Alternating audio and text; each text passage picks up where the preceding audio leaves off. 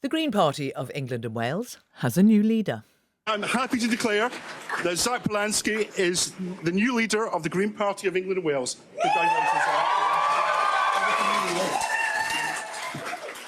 Well, Zack Polanski won by a landslide, securing more than 20,000 votes compared to the 3,700 won by his rivals, the partnership of Adrian Ramsay and Ellie Chowns. He's often described as an eco-populist who has promised to take the party in a very different direction. And he joins us now. Good afternoon and congratulations. Thanks so much. Thanks for having me. Were you surprised by the scale of your win? Yes, I was, is the honest answer. I was campaigning to win. I wanted to win. Ellie Chowns and Adrian Ramsay are formidable people. They're excellent MPs. So I did think it was going to be much closer. But I think the scale of the win speaks to this moment that actually I talked a lot in the campaign about bold leadership. Everyone knows the Green Party cares about the environment, and that's absolutely going to stay.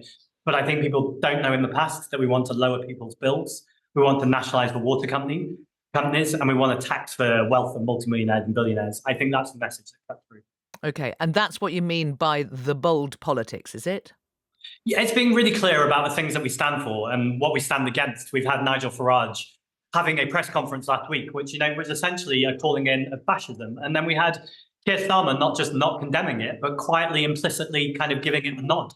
I think people are desperate for a party in this country that will take the fight to reform and challenge this unpopular Labour government. Now, Nigel Farage would not say that, would certainly push back on being described as a fascist, as would many of those who support him and what he's trying to do. Can I ask, though, in terms of where you're wanting to position the Greens, you've talked about a green left, and you've been, I think, open to, would you plan to form an alliance with Jeremy Corbyn's new party? So my first mission is to win as many Green Party seats as possible. We came second in 39 seats at the last general election. I want to turn them to first. But also, I think this moment speaks to how badly Keir Starmer is failing. Not only of the Green Party surging on the left, a movement that doesn't even exist yet is gaining a lot of possible support. And so anyone who wants to take on this Labour government and reform are people that I want to speak to, people I want to work with. But that won't be a decision for me. It'll be a decision democratically decided by our members and potentially by the members of whatever the new party looks like. I think that's exciting. Okay. That's a new kind of politics. I think that will inspire people. OK, and we should just explain. I mean, I'm not particularly talking to you about policies because the Green Party determines policies by its membership, its members putting forward ideas and amendments and the whole party voting on it. I mean, particularly given the size of your win, can that be frustrating? Because there are lots of things you may want to do and you just can't. No, because I think the size of a win means that the soft power the leader has in the Green Party, which is to give their point of view and to try and convince the membership. I would say that's been strengthened today. But I never got into this to have hard power, which is making the decisions. I believe in democratic grassroots decisions. And I'm really delighted that this party has so much energy, so much ambition. Okay. And I'm pleased to be the face and voice of that, along with so many people around the country. So just to be clear, the argument for what? Doing a deal with Jeremy Corbyn? How would that sort of work? Well, I think it's too soon to have that conversation, which I know is frustrating because it's an interesting conversation to have. But when they don't even know what their policy platform is or their organisational structure, it would be impossible to have those conversations. What I would say, though, which is a bit more satisfying maybe, is I like Jeremy Corbyn. I like Zara Sultana. I think we're aligned on a lot of things. I'm sure there are differences. But I think that's going to be an exciting conversation to have in public as the Green Party continues to grow and whatever their movement is might grow as well. And I think ultimately that is all good because it's taking on power and wealth. And that's what people need in this country. OK, I'm going to just come back to that in a moment about the power and wealth. But you make the point 39 seats, you came second. And most of those are held by the Labour Party. But you have won over, the Green Party has won over people who used to vote Conservatives. Aren't you in danger of losing them? At the opposite, it's really important that we recognise that inequality exists wherever you live. Whether you live in a town, a village, a city, or the countryside, you need a party that are backing you. And that's exactly why we often win at council elections as many seats from the Labour Party as the Conservative Party. And indeed, our MPs are half from cities and half from seats that are more rural. That coalition is absolutely going to continue with this party.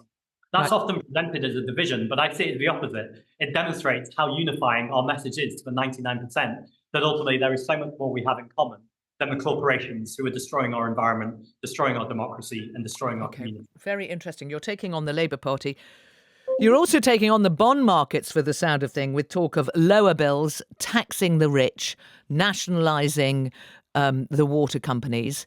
Are you not a bit fearful of how they might react to what you're proposing? My first commitment in this country is to the poorest people, the people sleeping on the streets, the migrant workers that I'm going to go meet after this interview, who need to make sure that their pay is in line with inflation and they're being paid properly. At the same time, I think it's important to be credible economically and to make sure that you have policies that are recognising how bad this country is right now. Okay. I would say the most economically irresponsible thing you could do, particularly for the bond markets, is do what Rachel Reeves and Keir Starmer do, which is just a natural extension of the neoliberal economics that Liz Truss was doing. And actually, it's time to turn this country around. Okay, now we've just got a couple of minutes, so if it's okay with you, I propose doing a quick fire round so that people can get a sense of who the new Green Party leader is, and we'll just rattle through some questions. Okay, Great. E-bike or bus? Bus. Hove or Ashton-under-Lyne? Oh, I can't do that. Both are beautiful communities that have huge potential for the Green Party in the future. Whoever's standing in them. Right. Chowns or Ramsey? You are really stirring the pot here. I'm going to go for Ellie Chowns just because we can dance on a dance floor better. I'm sure Adrian can dance. I've just never had that moment with him. Okay, one of them, of course, would have to speak to you in their Commons because you're not an MP. So would it be Ellie? I mean, I'm going to be speaking to the 4 MPs all the time. Hotels or tents for migrants? Neither. I think we need to be treating people with dignity, and actually we need to be building council houses for British people, but actually a mass council housing programme could give the dignity and care to people, particularly people seeking asylum. Okay, so you say neither. You'd build council houses rather than hotels? Well, we need council houses anyway, and I think putting people in hotels as a long-term solution is completely irresponsible. We ultimately need to be making sure that there's safe and legal routes so that people aren't having to cling to small boats. Okay. And when people do arrive here, that their application is processed in a timely manner rather than leaving people hanging. Nuclear or wind? Wind. Remain or Brexit? Remain. Strictly or the traitors? That's the hardest question you're going to ask me this entire interview. But I'm going to go Strictly because I love a good dance. Okay. But Claudia Winkleman, she's a guiding star.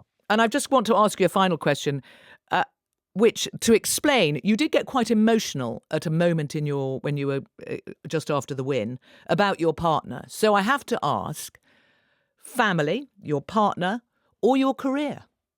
Oh, my partner, without a doubt. I love my family dearly, but and I love. No, my I career. mean, I'm sorry. The choice I'm giving you is between your partner and your career. I thought you were trying to separate my mum and dad and my boyfriend Richie. I was like, this is cruel. No, I'm not. I wouldn't do that to you. I'm just wondering if you'd choose your partner or you'd choose your career. It's my partner. I'm incredibly ambitious. I've just been elected as leader of the Green Party, but Richie is everything to me. Zack Polanski, thank you very much.